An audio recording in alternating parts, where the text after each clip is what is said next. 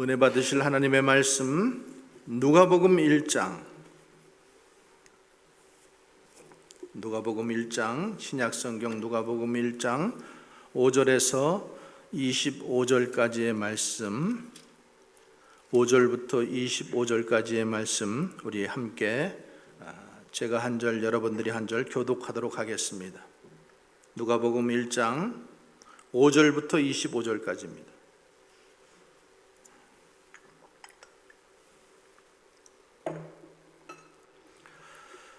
자, 함께 읽겠습니다. 유대왕 헤롯 때에 아비야 반열에 제사장 한 사람이 있었으니 이름은 사가랴요 그의 아내는 아론의 자손이니 이름은 엘리사벳이라.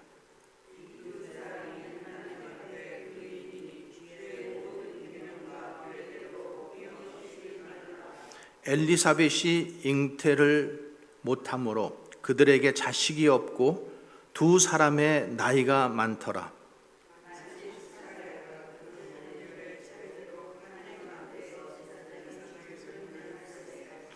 제사장의 전례를 따라 제비를 뽑아 주의 성전에 들어가 분향하고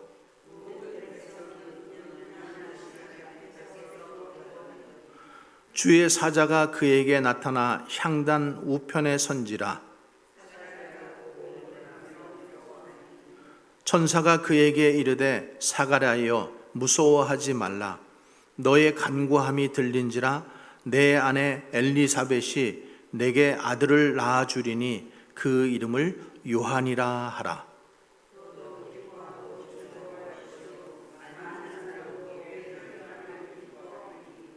이는 그가 주 앞에 큰 자가 되며 포도주나 독한 술을 마시지 아니하며 모태로부터 성령의 충만함을 받아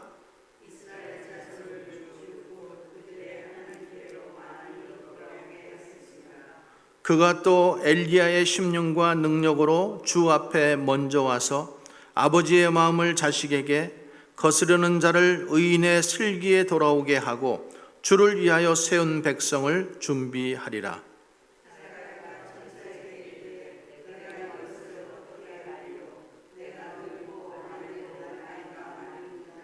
천사가 대답하여 이르되 나는 하나님 앞에 서 있는 가브리엘이라.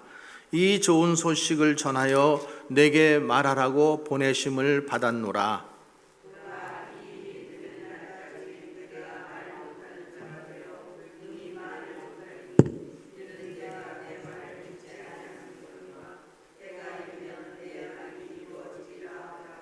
백성들이 사가랴를 기다리며 그가 성전 안에서 지체함을 이상히 여기더라.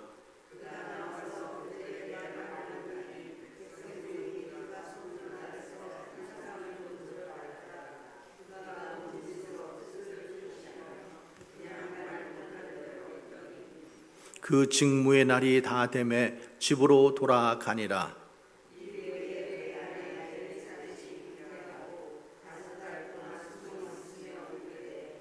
주께서 나를 돌보시는 날에 사람들 앞에서 내 부끄러움을 없게 하시려고 이렇게 행하심이라 하더라. 아멘. 기도하겠습니다. 하나님 아버지, 저희들을 사랑하여 주셔서 오늘도 예배의 자리에 불러주시고 하나님의 귀한 말씀을 또 듣게 하시니 감사합니다. 이 시간 마음문 열게 하시고 또 주님이 들려주시는 음성을 듣고 우리에게 주님의 깨달음을 허락하여 주시옵소서. 주님, 깨닫는 것도 중요하지만 그 깨달음대로 주님 실천하며 또 살아가서 오늘 하나님께 영광 돌리는 의로운 가정, 의로운 사람 될 수 있도록 하나님이 인정하시는 자 될 수 있도록 주님 축복하여 주시옵소서. 예수님 이름으로 기도하옵나이다. 아멘. 하나님 아버지와 예수 그리스도로부터 오는 은혜와 평강이 여러분들에게 함께 하시기를 주님의 이름으로 축복합니다.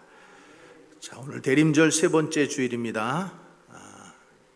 우리가 대림절 지금 초를 하나씩 매주마다 하나씩 켜고 이렇게 켜고 있는데 대림절은 4주간 뿐이죠.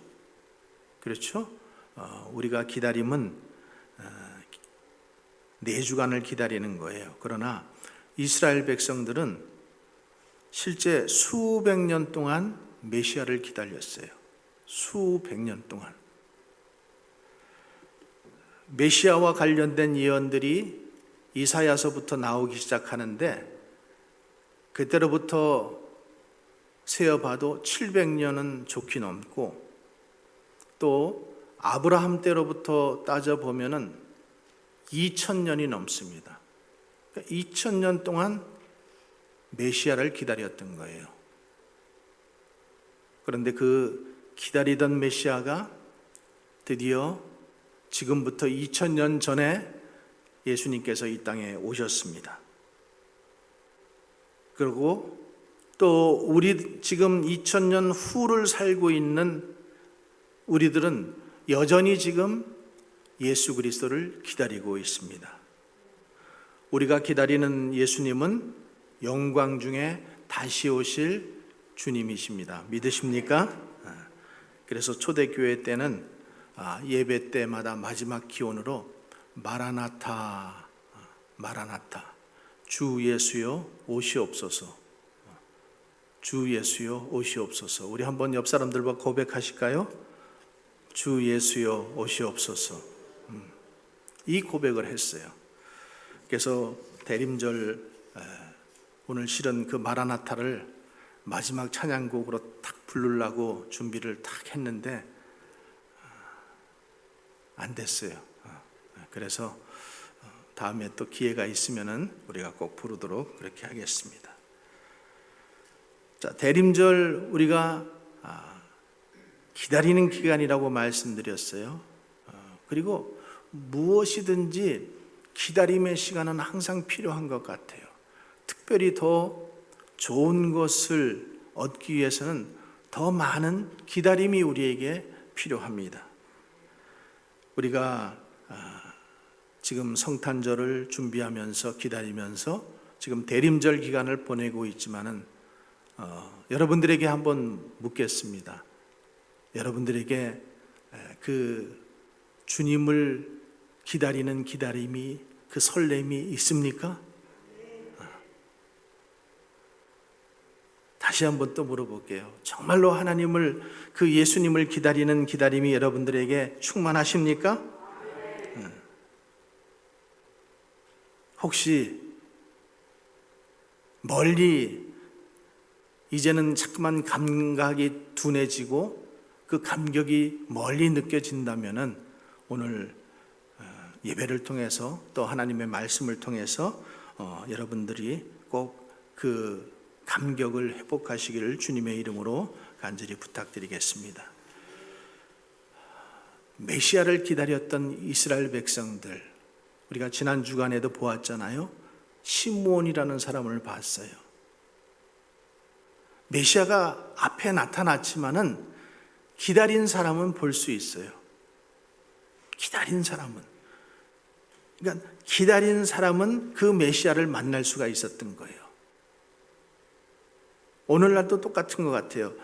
예수님을 간절히 사모하는 자에게는 주님은 다시 만나 주십니다. 만나 주실 것입니다. 그리고 여러분들을 회복시켜 주실 것입니다. 자, 오늘 우리가 함께 봉독한 이 누가복음 1장 보면은 메시아의 탄생을 기다리던 한 부부가 있었죠. 나이 많은 부부. 남자의 이름은 사가리아이고 그의 직업은 제사장이었습니다. 그리고 그 아내의 이름은 엘리사벳입니다. 그리고 성경은 이 두 사람은 의인이라고 불릴 정도로 의로운 사람들이라고 성경은 기록하고 있어요. 우리가 지난 주간에 보았던 시므온이라고 하는 사람도 그는 의로운 자였다. 그리고 성경에 계속해서 거듭해서 말씀하시는 게 의로운 자가 하나님을 볼 것이다. 세상이 깜깜한 가운데에도 하나님은 그 의로운 자를 찾으신다는 사실입니다. 그래서 성경은 오늘 그 의로운 부부가 모든 계명과 규례대로 흠이 없이 행했다라고 오늘 성경 말씀 6절에 말씀하고 있어요. 여러분, 이렇게 하나님 앞에 의로운 삶을 사는 사람이라면 우리가 생각할 때는 당연히 그는 축복을 받고 살아야 되는 것이 당연하다라고 생각을 해요. 그렇죠? 근데 오늘 성경은 그렇게 말하고 있지 않습니다. 자, 7절 말씀 한번 같이 읽어볼까요? 엘리사벳이 잉태를 못함으로 그들에게 자식이 없고 두 사람의 나이가 많더라. 자식이 없다, 또 나이가 많다. 이것은 절망적인 상황이죠. 절망적인 상황인 거예요. 이번에 우리 목사님들 모임에 가서도 한 목사님 부부는 자식이 없어요. 이제 아이를 못 낳으신 거예요.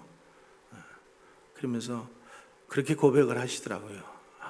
우리는 아무런 소망이 없어요. 예수님 말고 예수님에 대한 소망은 가지고 있어요. 그런데 이제 무엇을 얘기하는 자리였었냐면은 이제 그래도 자식이 있는 사람들은 자식이 크는 것을 보고 성공하는 것을 보고 또 자식에 대한 기대들이 있잖아요.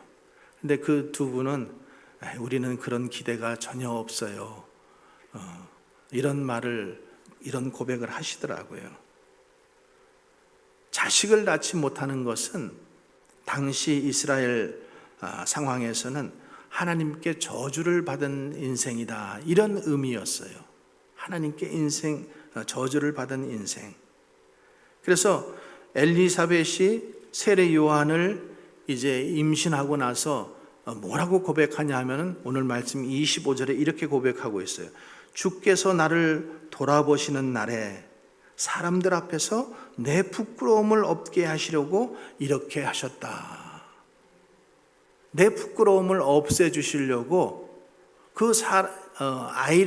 자식을 잉태하지 못하는 그것 때문에 당하는 수치를 하나님께서 없게 해주시려고 이 많은 나이에 나로 잉태하게 하셨다. 이런 고백을 하는 거예요. 여러분, 우리가 성경에 조금만 깊이 들어가 보면은 의롭게 산 사람들, 믿음의 사람들 가운데에도 자녀를 임신하지 못해서 받던 어려움을 겪던 그런 여인들의 이야기가 참 많이 나오잖아요. 대표적으로 누구예요? 사무엘 엄마 한나, 그죠? 한나가 자식을 낳지 못해요. 그러니까 그 남편이 뭐라 그래요? 한나여, 어찌하여 울며 어찌하여 먹지 않고 어찌하여 그대의 마음이 슬프뇨? 내가 그대에게 10 아들보다 낫지 않느냐? 이렇게 고백을 합니다. 사무엘상에 보면은. 그런데 아무리 그렇게 남편이 그런 말로 위로를 하고 아무리 잘해도 자식을 낳지 못하는 여인의 아픔은 그 위로로 위로가 되지 않는 거죠. 그래서 엘리 제사장 앞에서 뭐라고 고백을 해요? 나는 마음이 슬픈 여자입니다. 이렇게 고백을 하잖아요. 가난한 고통도 있고 또 다른 인생에 많은 고통이 있지만은 자식을 낳지 못함 때문에 오는 고통이 참 큰 고통인 것 같아요. 그런데 하나님은 바로 이 소망 없는 인생에게 나타나셨어요. 자, 8절 말씀입니다. 마침 사가랴가 그 반열의 차례대로 하나님 앞에서 제사장의 직무를 행할세 제사장의 전례를 따라 제비를 뽑아 주의 성전에 들어가 분향하고. 제사장이 이 지금 제사장 사가랴가 제사장이었잖아요. 제사장이었는데 제사장들은 그 규칙대로 그들이 성전에 차례대로 성전에 가서 봉사해야 하는 그런 임무가 있었습니다. 그들이 해야 하는 가장 중요한 임무는 뭔가 하면은 번제단에 향을 피우는 거예요.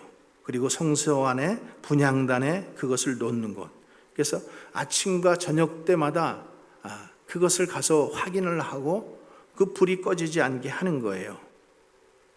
근데 그 일이 굉장히 영광스러운 일이고 아무나 그 일을 하는 것도 아니고 또 오늘 성경에서도 보면은 제비를 뽑아서 주의 성전에 들어가서 분향했다 이렇게 말하고 있어요.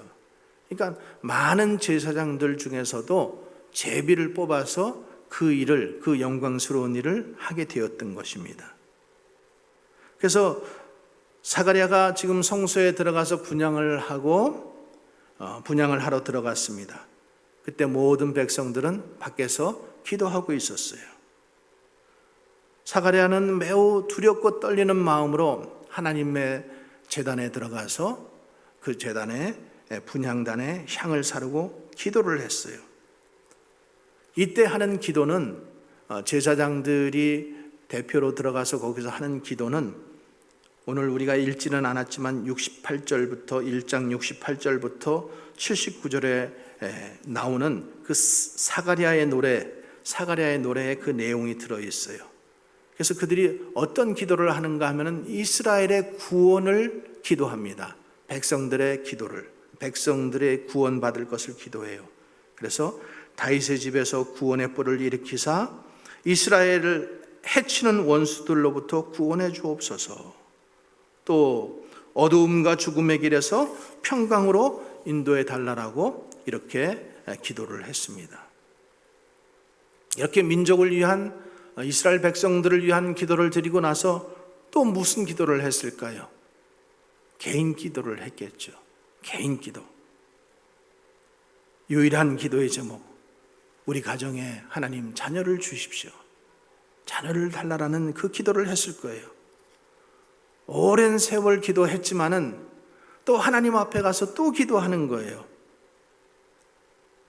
하나님께서 자식을 주시든지 아니면 다른 길로 우리를 인도해 달라고 기도를 드렸을 거예요. 근데 그 기도를 드린 것을 우리가 어떻게 알 수 있냐면 천사 가브리엘의 말을 통해서 우리가 알 수 있어요. 13절 말씀 우리가 한번 같이 읽어보겠습니다. 천사가 그에게 이르되 사가랴여 무서워하지 말라. 너의 간구함이 들린지라. 내 아내 엘리사벳이 내게 아들을 낳아 주리니 그 이름을 요한이라 하라. 천사가 지금 말하고 있죠. 사가랴가 분명히 간구함이 들렸다라는 거죠. 기도했다라는 거예요. 수없이 기도했을 거예요. 근데 그 기도가 마침내 상달되어서 내 아내 엘리사벳이 내게 아들을 낳아 주리니 그 이름을 요한이라 하라. 요한이 깜짝 놀랐을 거예요. 주의 사자 가브리엘이 분향단 우편에 나타났어요. 그리고 그 천사가 자식을 주겠다라고 이렇게 그 말을 막상 듣는 순간 아마 사가랴는 의심했을 겁니다. 그래서 18절에 뭐라고 고백하고 있는지 보세요. 사가랴가 천사에게 이르되 내가 이것을 어떻게 알리요? 내가 늙고 아내도 나이가 많으니이다. 내가 늙고 내 아내는 나이가 많은데 어떻게 그런 일이 일어날 수 있겠습니까? 여러분, 기도해 놓고 믿지 못하는 것이 어찌 사가랴 뿐이겠습니까? 우리들도 똑같죠. 우리도 기도해 놓고 천사가 앞에 와서 분명히 응답을 해 주는데도 정말 그런 일이 일어납니까? 아마 우리도 이렇게 되물을 것 같아요. 근데 사가랴가 오늘 말하는 것을 보면은 참 지혜롭게 말한다 이렇게 생각을 합니다. 왜 그런가 하면은 내가 늙고 내 아내는 나이가 많다 이렇게 말을 하고 있어요. 내가 늙고 내 아내도 늙었습니다. 만약에 그렇게 고백을 했는데 천사가 야, 네 남편이 너보고 늙었다고 그러더라. 그러면은 기분이 좋았겠습니까? 근데 그렇게 고백을 안 했어요. 내가 늙고 내 아내는 나이가 많더라. 사람들은 나이 먹는 거 싫어하죠. 어렸을 때는 나이 먹는 게 좋은데 이제는 나이 먹는 게 자꾸만 싫죠. 그래서 한국 분들이 미국에 가면은 꼭 여행하는 곳이 있는데 거기가 나이아가라 폭포래요. 그래서 거기 가서 이렇게 외친대요. 나이야 가라. 웃지 못하시는 분들은 아직 이해를 못 하시는 거예요. 나이야 가라.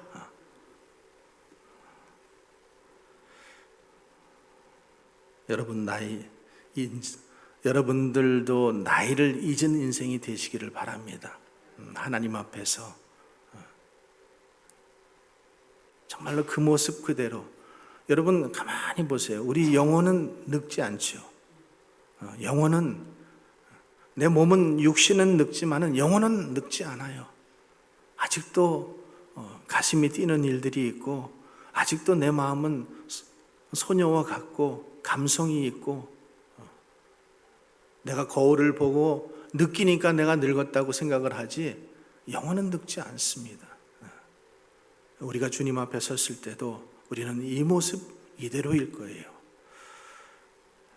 근데 하나님께서, 하나님의 은혜는 이 고목나무와 같은 인생에게도 꽃을 피게 하신 거예요. 그래서 이 축복의 예언대로 아내 엘리사벳이 잉태를 합니다.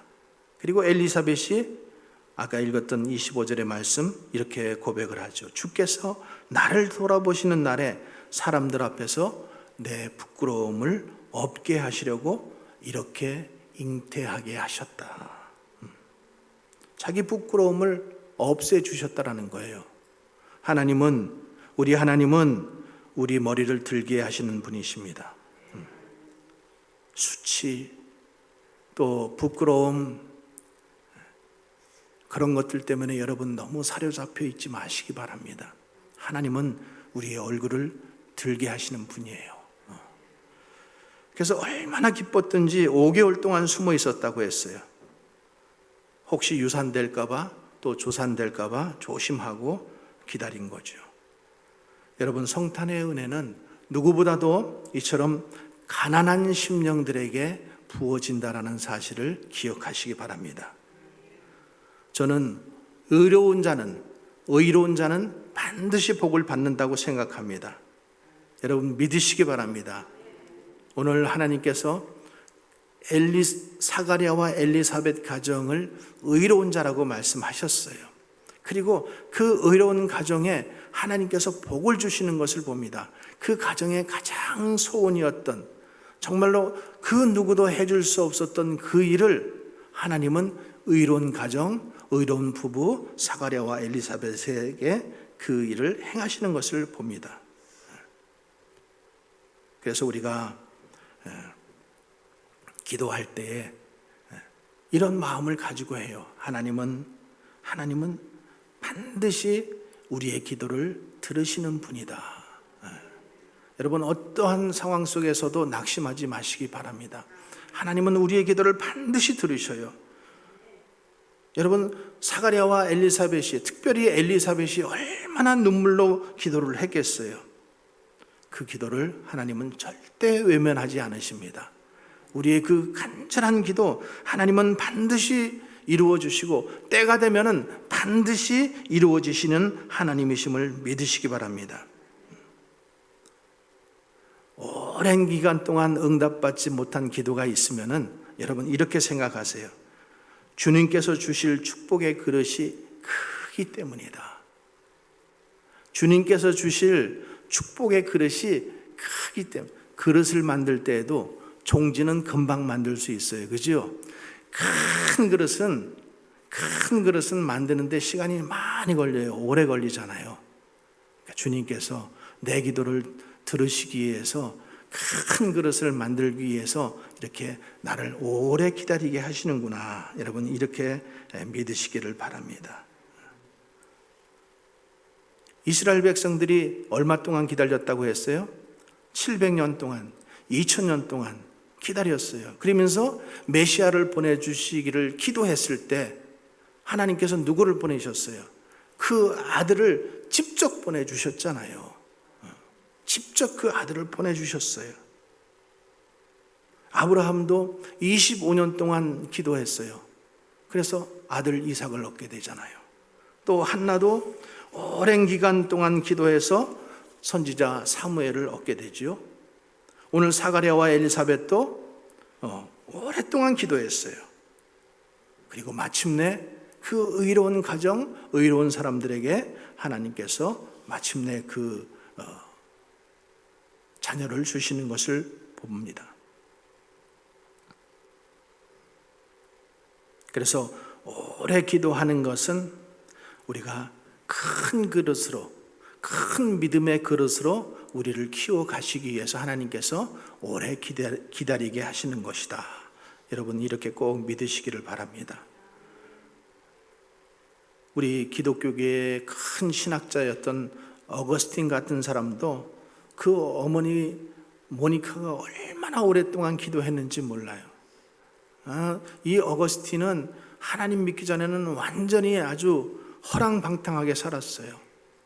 그러나 그 어머니의 기도 때문에 그가 그 눈물의 기도 때문에 탕자 같은 그가 나중엔 되돌아와서 기독교의 큰 획을 긋는 위대한 신학자가 되었던 것이죠. 혹시 자녀 문제로 속을 썩는 부모님들 너무 속 썩지 마시고 그냥 기도하십시다. 기도하시면은 하나님께서 마침내 기도한 것을 반드시 들을 때가 온다라는 것입니다. 그래서 15절에 뭐라고 되어 있어요? 이는 그가 주 앞에서 큰 자가 되며 주 앞에서 큰 자가 될 것이라고 여러분 말씀하고 있지 않습니까? 그 부모가 하나님 앞에 의로운 자였고 또 이제 그 아들은 하나님께 인정받는 큰 자가 될 것이라고 이렇게 말씀하고 있습니다. 여기서 지금 크다라는 이 표현, 크다, 이것은 하나님의 속성을 나타내는 표현인데 32절의 말씀에 한번 보세요. 32절, 그가 큰 자가 되고 지극히 높으신 이의 아들이라 일컬어질 것이다. 자, 세례 요한을 보고 큰 자가 된다라고 이렇게 말씀하고 있어요. 자, 그렇다면 우리가 세례 요한과 예수님의 차이가 뭐예요? 세례 요한은 주 앞에서 큰 자입니다. 아시겠어요? 세례 요한은 주 앞에서 큰 자예요. 예수님은 그냥 아무 수식어 없이 그냥 그는 크신 분이에요. 하나님이시기 때문에. 세례 요한은 한 인간으로서 하나님 앞에서 큰 자이지만은 예수님은 하나님이시기 때문에 그분은 크신 분입니다. 위대하신 분입니다. 자, 그렇다면 가브리엘이 오늘 예언한 것처럼 요한이 그렇게 큰 자가 되었습니까? 그의 사역에 대한 이 성경의 기록들을 우리가 많이 볼 수 있지만 특별히 누가복음에 예수님께서 이렇게 말씀하시잖아요.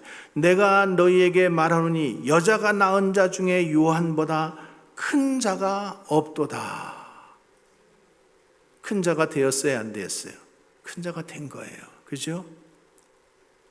여러분, 이 말을 들으면서 우리는 구약의 많은 믿음의 선진들을 떠올릴 수 있어요.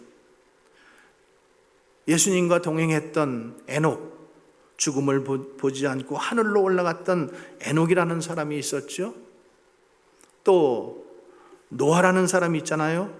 당대의 의인이었었고 완전한 자였었고 하나님과 동행했다라고 했어요. 그래서 세상 모든 사람들이 멸망을 당할 때에도 그와 그의 가족들만 남았습니다. 얼마나 큰 자예요. 또 믿음의 조상 아브라함, 그는 아들을 바치기까지 하나님께서 그를 뭐라고 불렀어요? 나의 친구라고 부르셨어요. 또 모세는 이 출애굽의 지도자였고 영웅이었습니다. 하나님께서 이스라엘 백성들이 범죄했을 때에도 그들을 모두 쓸어버리고 이 모세를 통해서 내가 다시 민족을 세우겠다라고까지 그렇게 말씀을 하신 사람이 모세예요. 얼마나 큰 자예요.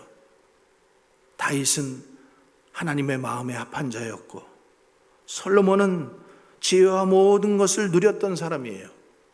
그런데 하나님은 이 구약의 모든 위대했던 사람들보다 세례 요한이 가장 큰 자라고 이렇게 말씀하고 있습니다. 하나님께서 그렇게 인정하신 거예요. 자, 그러면은 이 세례 요한이 어떤 점에서 큰 자가 되었는가, 위대한 자가 되었는가, 하나님은 왜 그렇게 말씀하시는가? 요한이 큰 자가 된 것은 그의 구별된 삶과 특별한 사역 때문입니다. 요한이 큰 자가 된 것은 하나님께서 그를 그렇게 예언하셨지만은 또 그의 삶 가운데 그가 구별된 삶을 살았고 특별한 사역을 했다라는 거죠. 자, 15절 말씀 봅니다. 이는 그가 주 앞에 큰 자가 되며 포도주나 독한 술을 마시지 아니하며 모태로부터 성령의 충만함을 받아. 이 지금 가브리엘 천사는 뭘 얘기하는 거예요? 우리 삶에서 이 구별된 삶에 대해서 말하는 거예요. 겉으로 드러나는 것. 어때? 오늘은 한 잔 마셔야 되는 날이지. 축배를 듭시다. 하나님도 이해해 주실 거예요. 오늘은 주님이 탄생하신 날이니까 쨍. 이게 아니라는 거예요. 의인은, 구별된 삶을 사는 사람은, 나시리는 언제나 구별된 삶을 산다라는 거죠. 언제나. 사람들이 그렇게 생각할 때에도 그때도 그렇게 하지 않고 포도주나 독한 술을 마시지 않는 거예요. 특별한 일을 하는 사람들에게 금지된 그런 일을 하지 않는 거죠. 제사장들도 그랬어요. 그래서 레위기에 어땠어요? 여호와께서 아론에게 말씀하여 이르시되 너와 내 자손들이 회막에 들어갈 때에는 포도주나 독주를 마시지 말라, 이렇게 말씀하고 있어요. 제사장들이 성전에서 일할 때에는 절대 포도주나 독주를 마시지 못했습니다. 그리하여 너희 죽음을 면하라. 이는 너희가 대대로 지킬 영원한 규례라고 레위기에서 이렇게 말씀하고 있는 거예요. 그러니까 세례 요한도 지금 그런 구별된 삶을 살았어요. 자신을 절제하고 다른 사람들과 분명하게 구별된 삶을 살았던 것입니다. 요한이 그렇게 살 수 있었던 것은 그가 오늘 말씀해 보면은 모태로부터 성령의 충만함을 받았기 때문이다.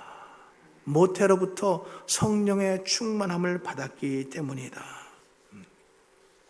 여러분, 성령 충만은 우리가 막 뜨거워지고 막 방언을 하고 막 이상한 체험을 하고 이런 것만 성령 체험이 아니라는 거예요.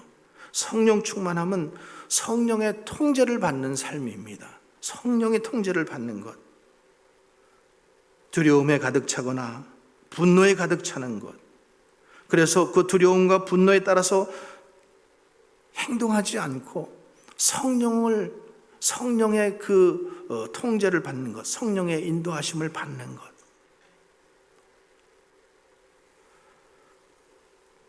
이런 기도 끝에 태어난 아이가 바로 세례 요한이라는 거죠.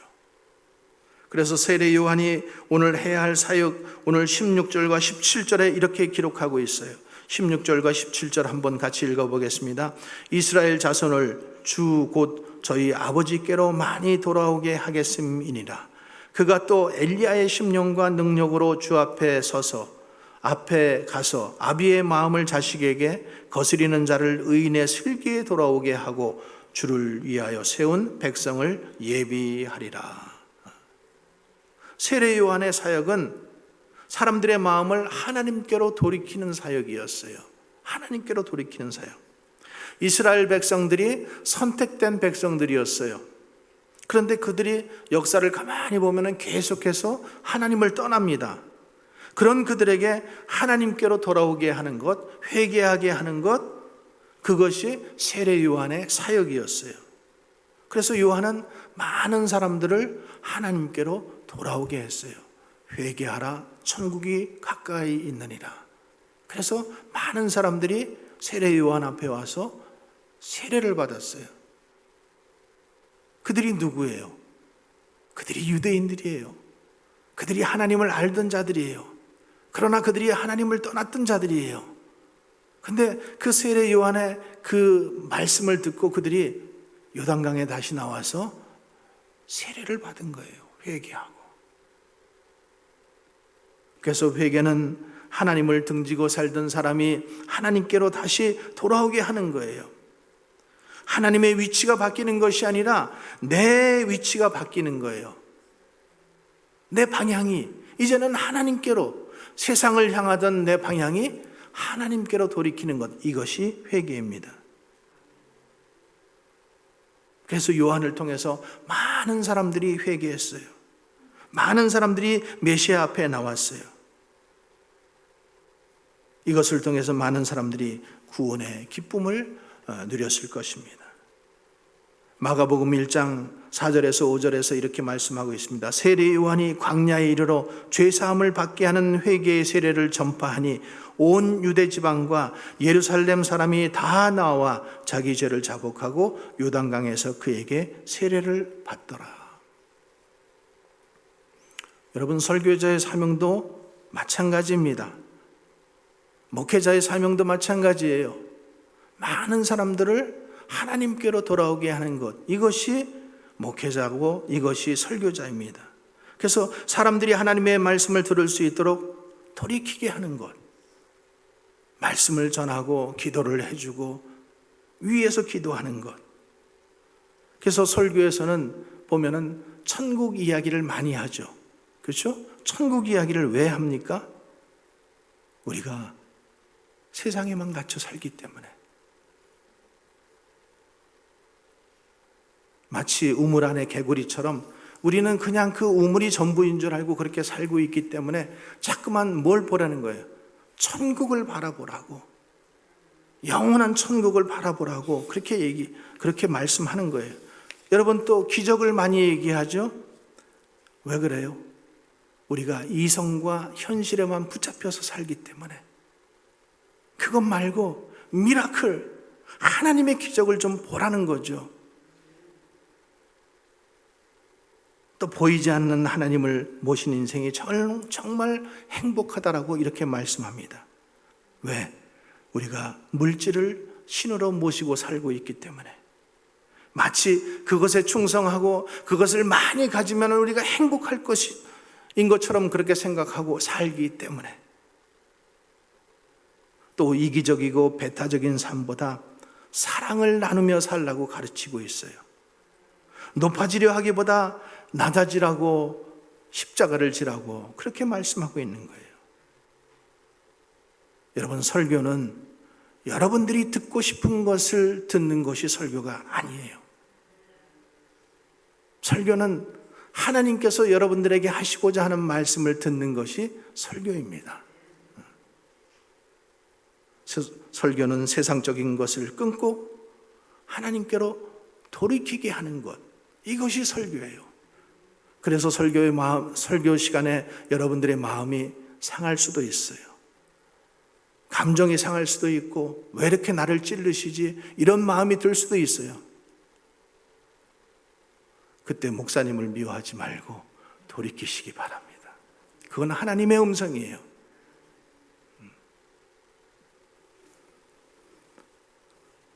그가 엘리야의 심령과 능력으로 주 앞에 와서 아비의 마음을 자식에게, 거스리는 자를 의인의 슬기에 돌아오게 하고 주를 위하여 세운 백성을 예비하리라, 준비하리라. 엘리야는 구약시대의 위대한 종이잖아요. 많은 백성들을 하나님께로 인도해낸 그 엘리야의 심령으로. 그는 용감했잖아요. 그는 타협하지 않았잖아요. 담대했잖아요. 그런 마음으로 담대하게 하나님의 말씀을 선포한다는 거죠. 아버지의 마음을 자식에게, 거스리는 자를 의인의 슬기에 돌아오게 하고, 요한이 그리스도 예수보다 먼저 와서 한 일은 뭐예요? 회개하라, 회개하라, 천국이 가까이 왔느니라.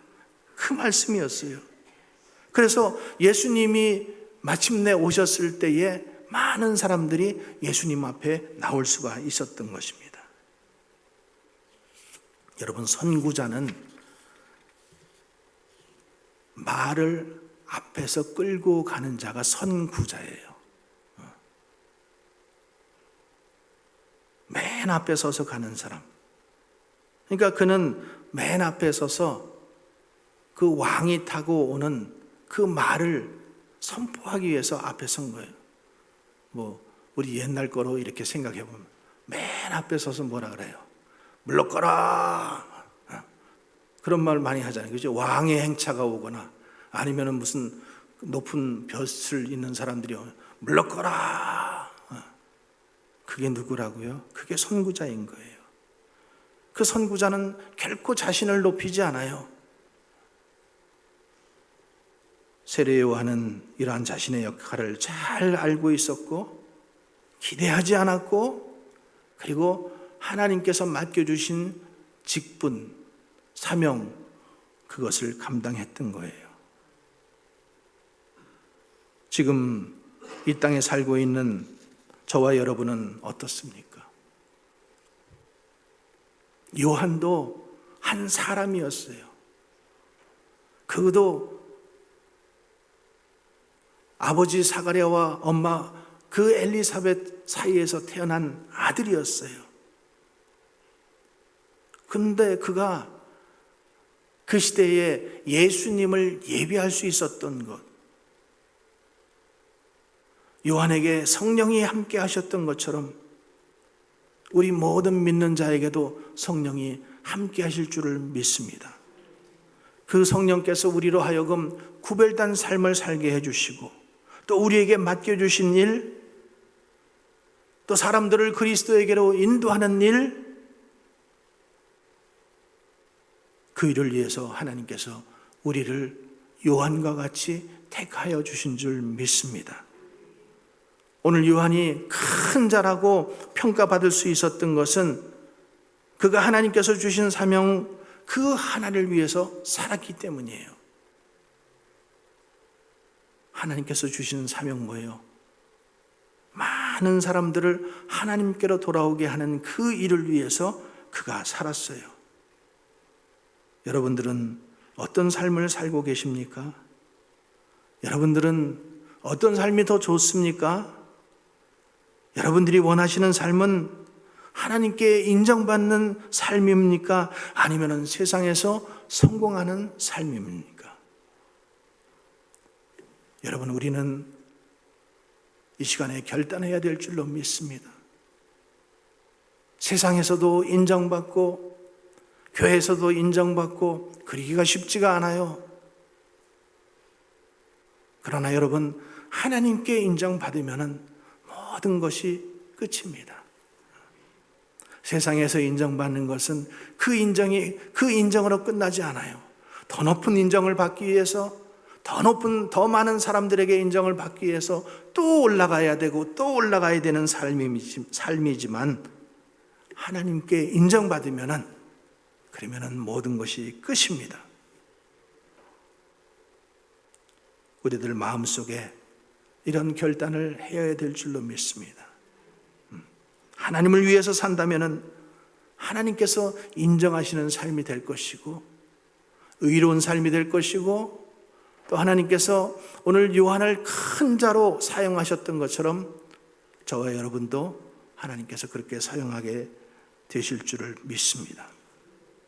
우리 모두가 하나님 앞에서 의인으로 살고, 주 앞에서 큰 자로 살고, 성령의 충만함으로 살아서 많은 사람들을 주께로 인도하는 그런 삶을 살아갈 수 있게 되기를 주님의 이름으로 간절히 축원합니다.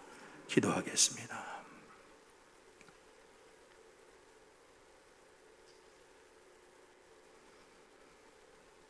마른 막대기와도 같은 저희들을, 버러지 같은 저희들을 하나님 불러주셔서 일꾼 삼아 주시고 주의 일을 감당할 수 있도록 성령의 능력으로 함께하여 주시니 감사합니다. 오늘 요한의 삶을 보며 우리의 삶을 그곳에 접목시키고 우리의 삶을 다시 한번 점검해 보기를 원합니다. 주님, 우리도 요한과 같이 성령 충만한 자 되게 하시고 하나님께서 우리에게 주신 그 사명을 끝까지 감당하는 믿음의 사람들 되게 하여 주시옵소서. 세상에서 인정받는 것 내려놓게 하시고 온전히 하나님께만 인정받는 우리들 되어서 하나님 앞에 주님 인정받아 하나님께 영광 돌리는 우리의 삶이 될 수 있도록 온전히 축복하여 주시옵소서. 우리의 기도를 응답하시는 주님, 또 특별히 자녀들을 위해서 기도하고 또 문제 있는 가정들 주님 앞에 기도하는 것들이 있습니다. 사가랴와 엘리사벳이 하나님 앞에 문제를 놓고 끊임없이 기도했을 때 마침내 응답받았던 것처럼 우리도 오랫동안 기도하고 응답되지 않는다면 하나님께서 나를 믿음의 큰 그릇으로 삼아주시기 위해서 또 주님 그 영혼을 큰 것으로 믿음의 그릇으로 삼아주기 위해서 하나님께서 지금 빚어 가시고 계신다라는 그 믿음 갖게 하시고 소망을 잃지 않게 하시고 끝까지 기도할 수 있는 우리 부모들이 될 수 있도록 축복하여 주시옵소서. 엘리사벳의 고백처럼 마침내 내 수치를, 내 부끄러움을 없이 하시려고 이렇게 이런 일을 행하셨다라고 우리도 엘리사벳과 같이 고백할 수 있는 그런 믿음의 사람들이 다 되게 하여 주시옵소서. 예수님 이름으로 기도하옵나이다. 아멘.